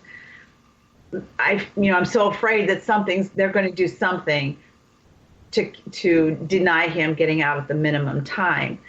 I don't know if you know all the things that he's gone through. Of course, the first prison he was in, wasn't so horrible at Coldwater, but it was still prison. It wasn't great. But all of a sudden, he was taken to Marquette in the Upper Peninsula, 500 miles from home, where they took away his phone rights for months and intimidated him, really treated him horribly. The food's been awful in every prison, it's infested with worms and maggots, and just horrible. It's not clean. It's just not good food. I believe that one of the reasons why they took his phone away from him is because he was calling us. Well, yes, because he got on a lot of radio shows and he would call his wife, and then she would, connect you, and they considered that a three-way call, so that was against the rules. But then they made up other things. There were lots of bogus things against him. Though they told him, they even wrote him, they gave him disciplinary tickets at Marquette. And they wrote him up on having the Bible on his bed one day. And then they wrote him up another day because he had too much legal material. It's just been ludicrous. And up in Marquette, pretty regularly an inmate dies, and mysteriously, and you can never get answers as to what really happened. All of a sudden, though, in October of this year, he was removed from Marquette and taken down to Muskegon Heights. And this is really odd because at Muskegon Heights, there are several acres, and there are like 5 prisons in Muskegon Heights, like next to each other, just next to each other, and they're all run differently and all run by different wardens and have their own guards. And like I said, in October, they took him from Marquette to Muskegon Heights. And then I visited him with Dorothy the week before Thanksgiving. And the day after we visited, he called his wife and said, they're moving me. They're moving me. I don't know where. They're moving me tomorrow. So they told him to pack up his things. They drove him around Ed for a good half hour. And all they did was park him next into a prison right there in Muskegon Heights, next to the one he had already been in. And like Pinckney always says, taxpayers, the people, don't realize all the waste that's going on in the prisons, and that driving him around and all the things they go through to prepare them to take them to another prison, which they could have walked him across the street to go to, costs money, costs the taxpayers money. The food that's awful is costing the taxpayers. The commissary where they go and where you get some food out of the vending, the phone calls, the whole system, emails. If I email him, I pay to email him, and he has to pay to email me back in return. Yeah, so, and all these things, they go through private companies. These are private contractors who get the contract to move a prisoner from one prison to another. And you get those contracts by paying bribes, and lobbying for those contracts. And the governor gives it to his buddy who owns this company, and then they need to pay the bill. So they put him in the truck and they drive around for 2 hours.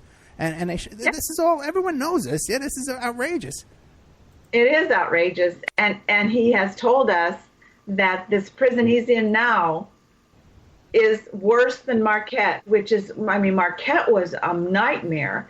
And for example, when you go to visit a prisoner, like at Coldwater, the first prison he was in, or this last one in Muskegon Heights, the one before this one he's in now, you could go into a room and there are vending machines.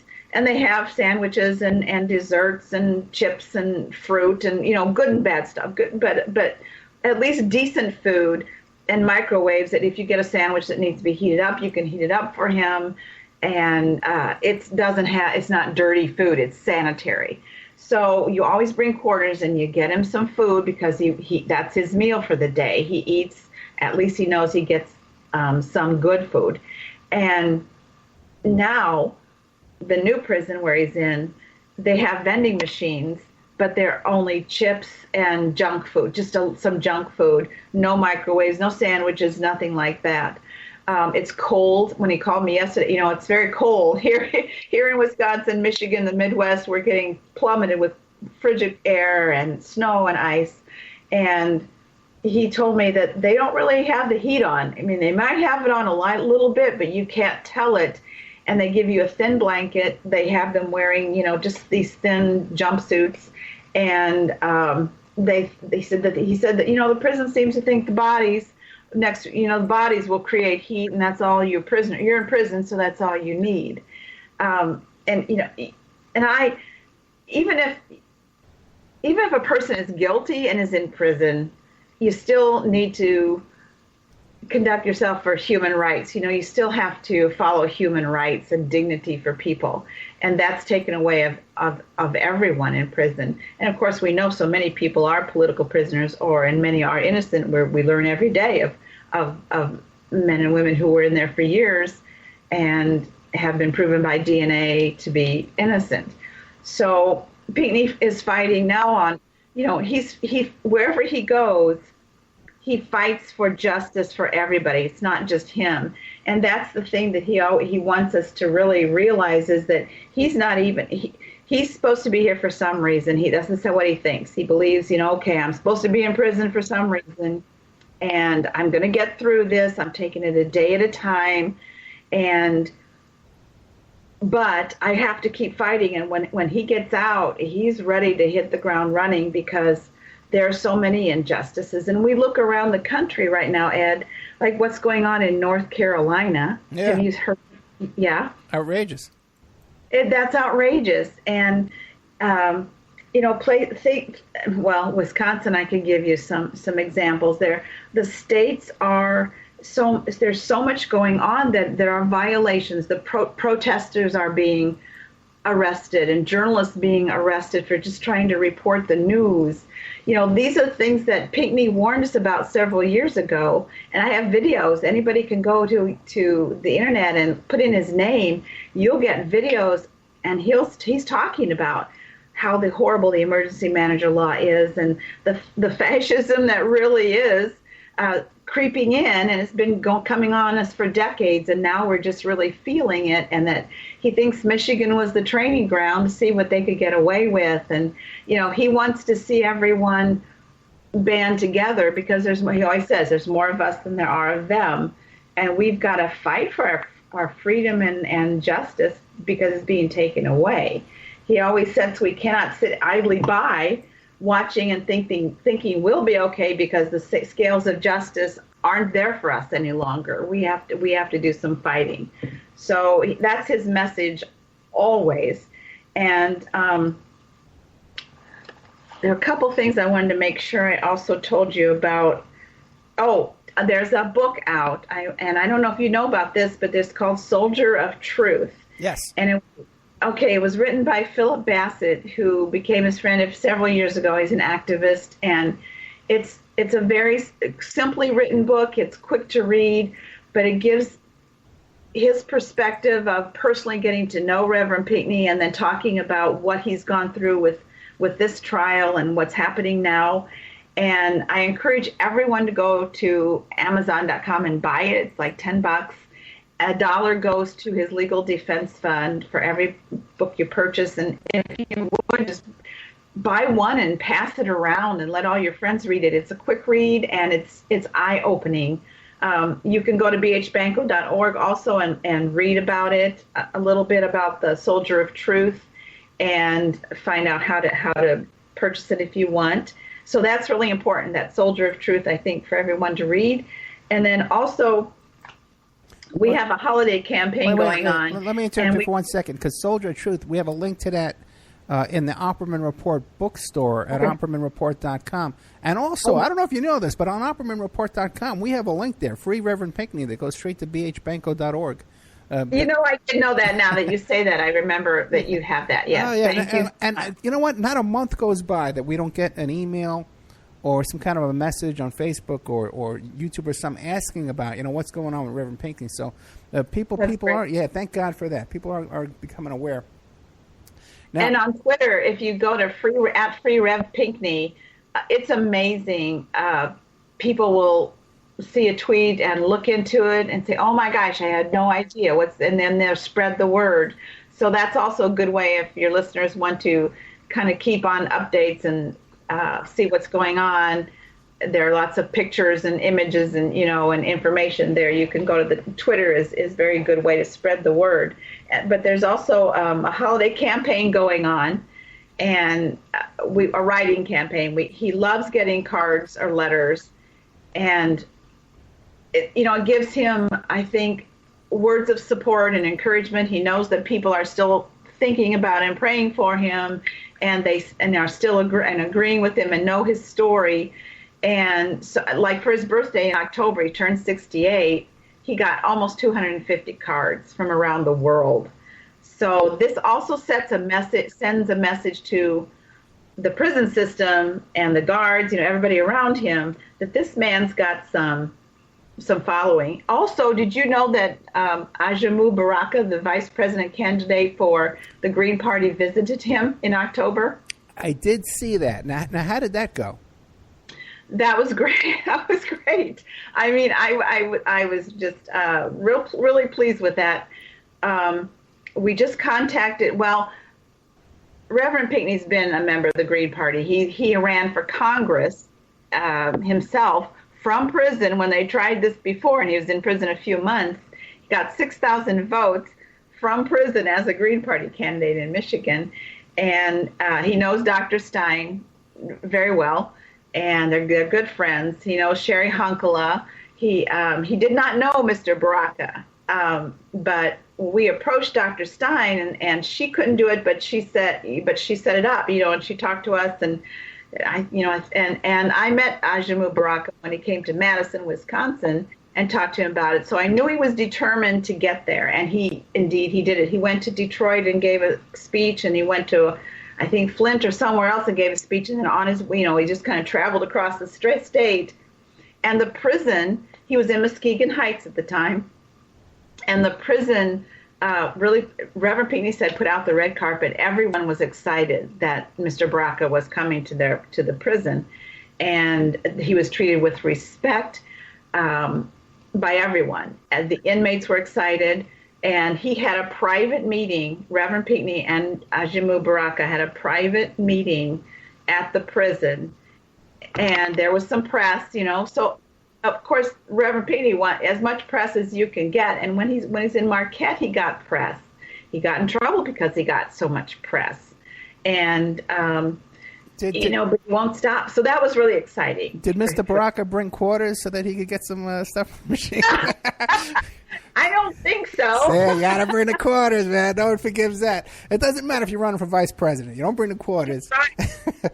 That's right, but he was, that he was very excited about that. Now, I don't know if that's part of the reason why he was moved in November. I'm not sure, maybe not, but so that happened. And also, you probably don't know this, but when he was in Marquette, a legislator, and there's apparently an investigation, it may not be still going on, but it was several months ago, of the Michigan Department of Corrections. And one of the legislators from Michigan traveled to Marquette and asked specifically to have a private meeting with Reverend Pinckney. So you see, Ed, his case is on the radar in Michigan, in the country, and more than people understand or realize. But I think the powers that be are just fighting each other, and the corruption is working. The governor, Snyder, of course, is against freeing Reverend Pinckney. or even spread, doing anything at all for Reverend Pinckney. So, the more you realize how many people are working for him behind the scenes, even though it's not getting him out of prison yet, there's still a lot of action going on.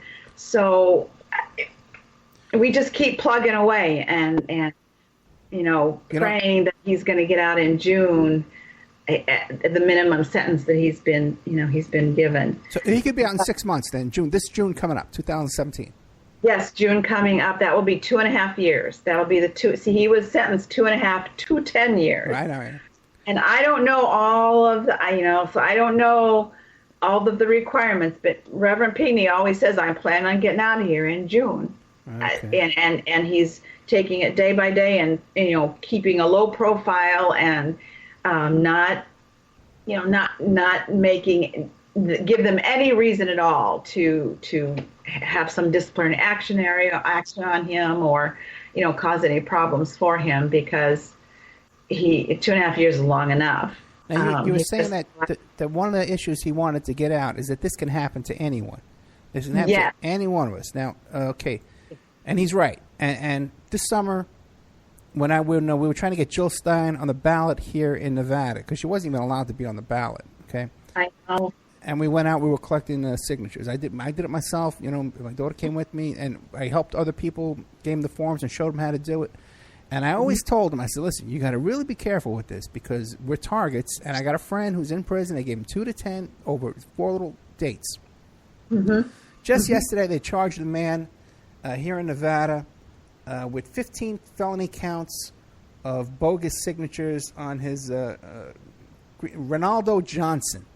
15 counts they gave this guy. Now, what they're accusing him of is that he actually went out and came up with fake names and addresses and then just put them in there himself and signed himself. Now, I don't know what the facts are about that. But the thing is this. Now, talking to the people, because I'm friends with the Nevada chair here of the Green Party, and from what I'm hearing is that the Green Party actually hired a company that went out to get signatures, and they came back with such junk that the Green Party themselves threw out most of their signatures before they turned them in. And nothing happened to them.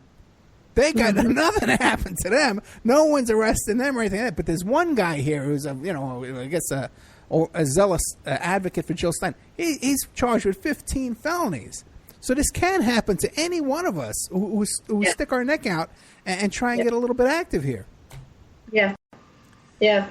That's why we have to stick together, and more and more of us must do what we're doing tonight, and what Reverend Pinckney, of course, is encouraging everyone to do. He always has said too, this isn't a race war. The establishment would like for us to be divided, black against white, or poor against wealthy, or whatever, or not poor, black against white especially, or make it a race war. But as he always says, it's really a class war, and the poverty is too great. The jobs are being lost. Not only to trade agreements, but also to robotics, and would just look at the drones that Amazon's using now, and cashiers that are being eliminated. I went out to lunch with some friends a month or so ago, and they want us to pay at the table with our own card right there, a little machine, a little credit card machine there, instead of going to a cashier, so that we're eliminating jobs left and right. And he sees it as a class war, and we need to not let ourselves be divided and factioned off into groups that are fighting just for their own group. We have to come together and have a common fight against what we know is unjust for the majority of the people, and probably not just America, but really globally. So that's his message always. I couldn't agree with you more. And another thing I was saying last night when I was doing my live portion of the show, where I just pontificate, I guess you might say, is this issue of especially a lot of these young Bernie supporters that came out, and they don't have what we need these elder statesmen like Reverend Pinckney and this other gentleman here that was found murdered in his apartment here, this Bernie delegate that was found murdered, this UNLV professor. These kind of people, the people with experience, who have the savviness that have been through the trenches, that know to warn some guy, hey, don't put on 15 signatures here. Right. You know what? We need these, and that's why they're attacking people like Pinckney and giving them 10 years, because they want these people out of commission. And it's terrifying to me. Where, like, here locally, like, when I try and talk to people, hey, what about this? What about that? Like, I'm considered like the older statesman. And so that's terrifying to me, that these people should have their own stuff going on. So yes, I agree. I agree. We need Pinckney out there as a leader, as one of the leaders, to show us the way. Those of us who really don't know what we're doing, and the youth and the younger people that they don't know the history. They haven't gone through all the things that like a 68-year-old has gone through and has seen in his lifetime. And so they need to know the history so they understand what we're really fighting for. Not really fighting against, I think fighting for. We have to fight for the rights and the freedom and that we all need, so that we can stop being Are you still there? Yeah, I'm here. Yeah. Okay, something popped up and said it was ending. No. I was just sending a message to Danny to see if the show is going to end. So I'm here. Sorry. I lost my train of thought now. It's silly. The thing about elder statesmen. Right. We have to lead the way so that we can stop this violence against the homeless and the poor and and also against our democratic institutions like school system and even hospitals and libraries and the post office. I mean, it just, the list goes on and on and on. The privatization that's occurring in the country and the injustice that's occurring because of racism is still very much alive. And I always go back to when I was in the courtroom. I really thought I was was I sitting in a 1950s courtroom? It just didn't. It felt so wrong. So yeah, I agree. Reverend Pinckney needs to be out of prison and out there leading and helping people again. And he's never stopped helping people. Every prison he's been in, he has helped inmates, with personal issues or family issues. And he'll ask us. He'll call his activists and say, "Can you research something? Can you get some information? This guy needs help, and I want to help him."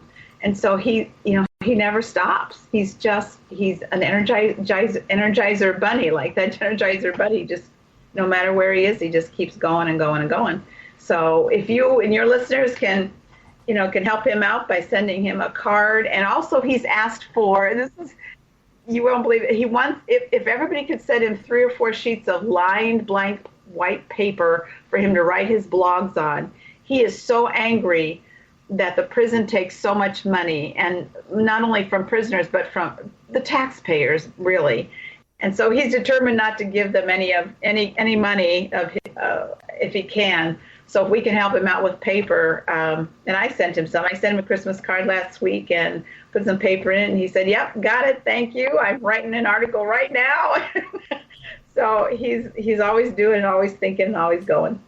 So now he's in the Muskegon Heights, Michigan prison right now. The address that's here on the Banco site, the one for... Yeah, that's the one. Okay, so Reverend Edward Pinckney, number 294671, Brooks/Fremont CF, 2500 South Sheridan Drive, Muskegon Heights, Michigan, 49444. And you can find that on the website bhbanco.org. That's bhbanco.org. And if you just Google Reverend Pinckney Christmas holiday card thing, it'll pop right up for you. You'll find it right away. How are the conditions for him right now? Like today, how's he living over there today? Well, like I said, the new prison that he's in now isn't so great because the guards aren't quite. I don't know if it's about the guards, but the conditions aren't as good as the one he just left. None of them are really good, but he's diabetic, but he's keeping that under control. And when I saw him in November, he was animated and talkative, and he ate well, and he looked good.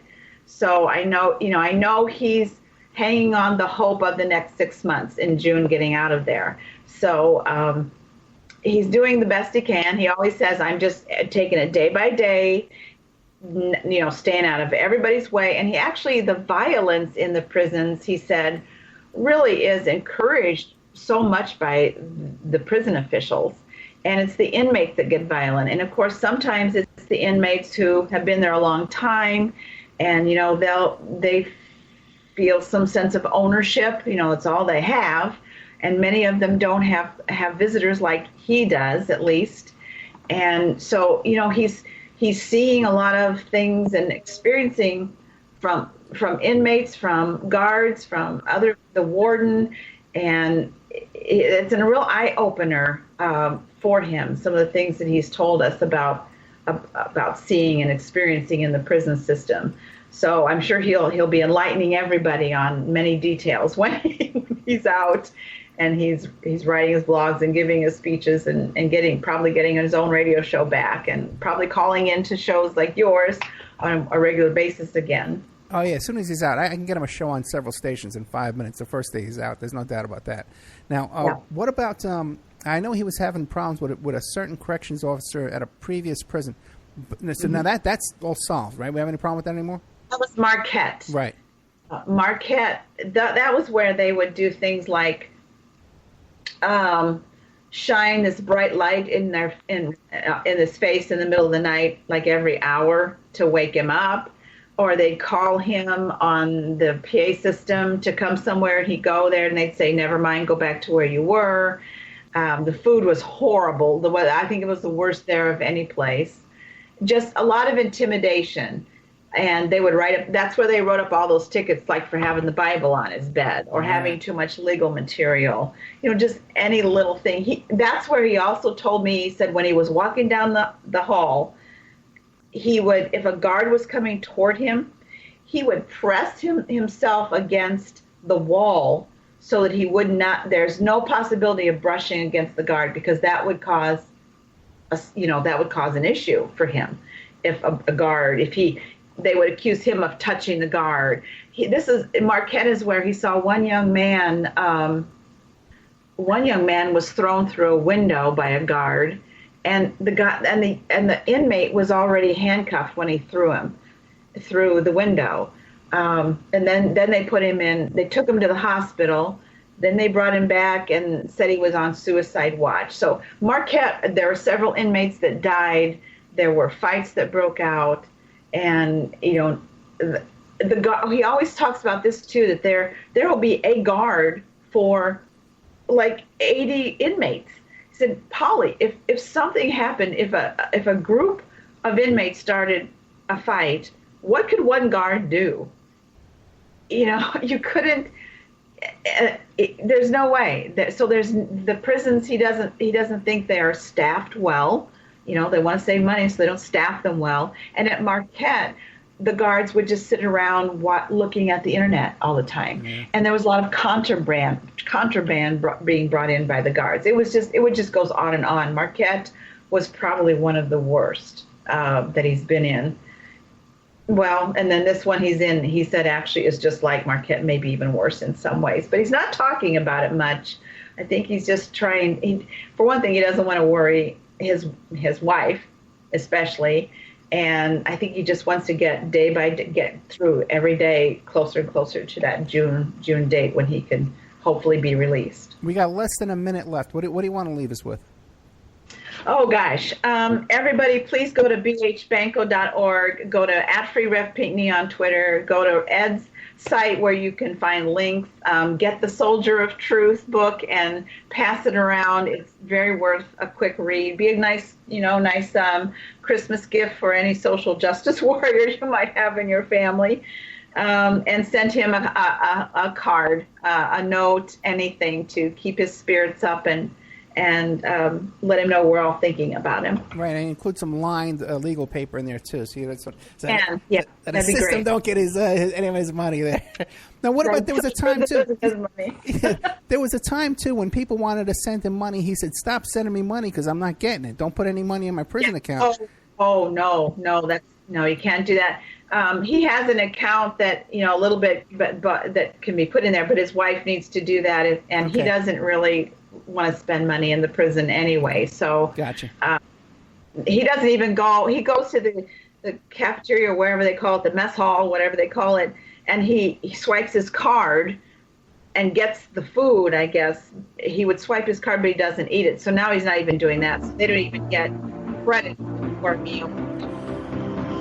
Polly Cooke Hughes, thank you so much. It's bhbanco.org. Thank you, sister. I love you very much. Okay, there you go. Polly Cooke Hughes and Reverend Pinckney. You know that situation. We try and cover it as much as we can.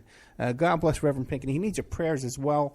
You want to mail him a thing, you go to bhbanco.org. You can find the address. But if you got a pen right now, Reverend Edward Pinckney, number 294671.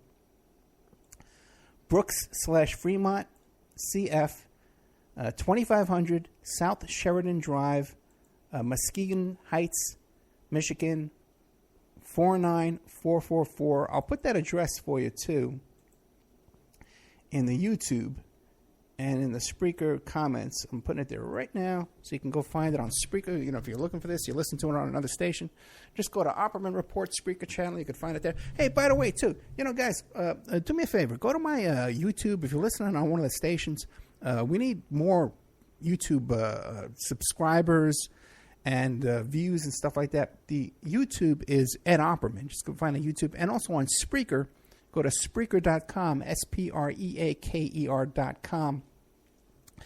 And you go there and you follow. If you follow me there, it's free, and you get more shows too. What do you call it? You get an email notification when the show starts. So a lot of times I'll do an impromptu or an emergency kind of show. And that's how you get that notification. Like the night when we had the thing here with the Trump supporters, alleged Trump supporters, showing up with rifles down at one of the marches that was hijacked by MoveOn.org. The whole thing I thought was a setup. And because I went on live, I believe that we put a stop to what was some kind of a staged event about to happen over there. So that's how you keep on top of that kind of thing. Okay, coming up next is going to be the great William Ramsey. He's got a guest her name is Karine Hutzbot. So I don't know what that's about, but William Ramsey always puts on a great show. So I'll see you guys Friday night. Thank you so much. God bless you. Okay.